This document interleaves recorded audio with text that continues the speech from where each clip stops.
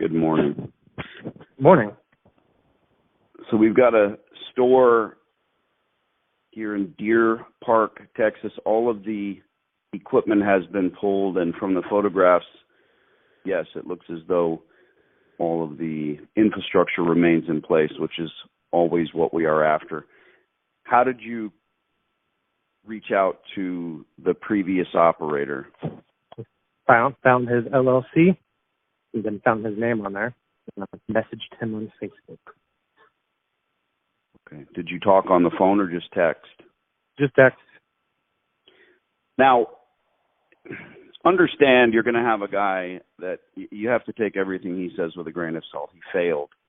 And I've had these discussions, especially early on when I started doing this. I used to speak to operators left and right. I don't do it anymore because, again, here's an extremely jaded individual, no matter what they've done in their life, no matter what questions you ask, he's going to tell you, oh, man, it wasn't my fault. Yeah. Terrible business. Yep. Everybody's out to get you, bro. Well, he said the owner was racist, too. That's the reason he didn't get a new lease. That tells you everything you need to know. The landlord was racist? Yeah, so no one's racist enough not to get money, are they? Tell me the gist of the conversation, and we'll break it down. So it's not even so I was really curious about the infrastructure, right? What left. So here's the deal is that this is actually close to where I work at, sort of let's say, strictly middle-class neighborhood, city, 30,000 people, no other washaterias. There's been 2 there in the past. There's none now. Of course, that gives you what's up with that? But it's on the declining, right? So I was like, hey, so what's the deal? Okay, okay, go ahead. So all the infrastructure looks like it's there, right? So he has issues with the electrical. I'm not surprised, right? Okay, that's something valid that I was looking for, right? That kind of information, right? The electrical have issues. The other thing is the parking's shitty. I know that. I drove by there. There's like a little hair place next to it, and that place packs in the parking lot. Which is a good thing, right? Women come next to your stuff.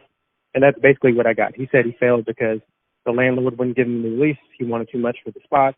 He did it for 12 years. Landlord wouldn't re-up the lease. Sounds fishy to me.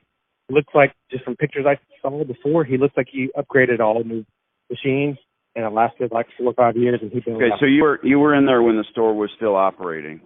No. I've never been inside there when the store was operating, no. I just saw pictures of it. You saw the pictures online?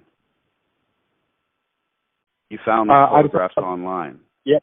Like old pictures. Okay. There's 2 reasons that equipment gets pulled out of a store. Number 1, out of spite, where the previous operator yanks everything. I'll be damned, I can't sell the store. I can't sell the business rights. Nobody else is going to get my store. The equipment is junk after X amount of years, so they pull it out of spite. The other reason, it's repossessed. That's what your phone is horribly breaking up. If maybe you can get in a better position. So when you see new equipment, here's what happened, and he's not going to admit to this. He paid retail for the equipment because he had no idea what he was doing.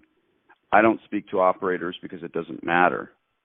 I know what we do, what direction we're going in, what we're looking for, what we're making an attempt to do. I won't even mention the previous operator or what he did.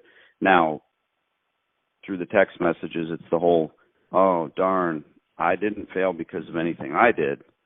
I failed because the world is racist and everyone's out to get me. Undoubtedly.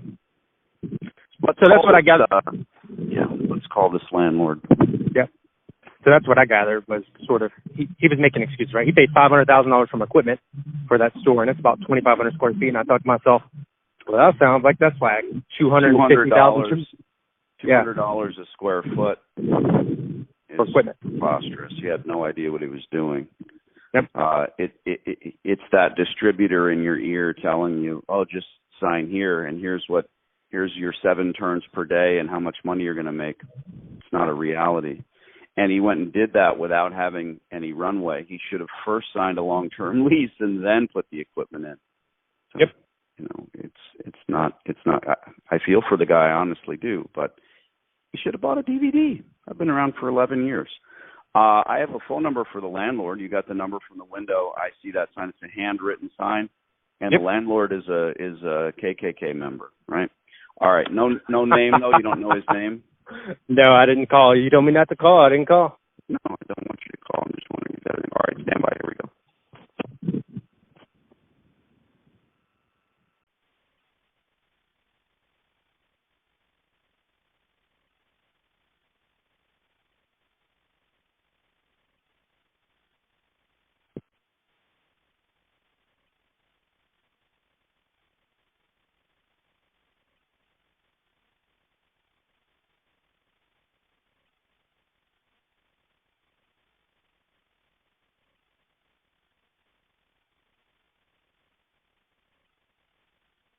Seven 33015. Good afternoon. I'm Danny D'Angelo. I'm seeing a sign with your phone number in reference to an empty space here for retail in Deer Park. Please return the call.